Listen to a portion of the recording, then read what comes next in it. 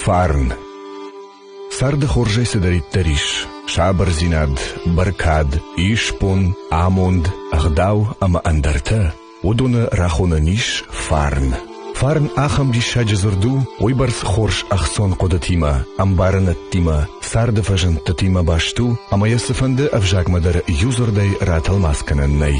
Пайдазы канынс армаштар арфай хожа. Фарнай загу, фарнда куттакты, фарндам базурад, фарни масу, зурынс ирон адам каразиен. Ю ахурганта фарн баттынс жаттима, раждарам адам куфтуй жадмаку вагау.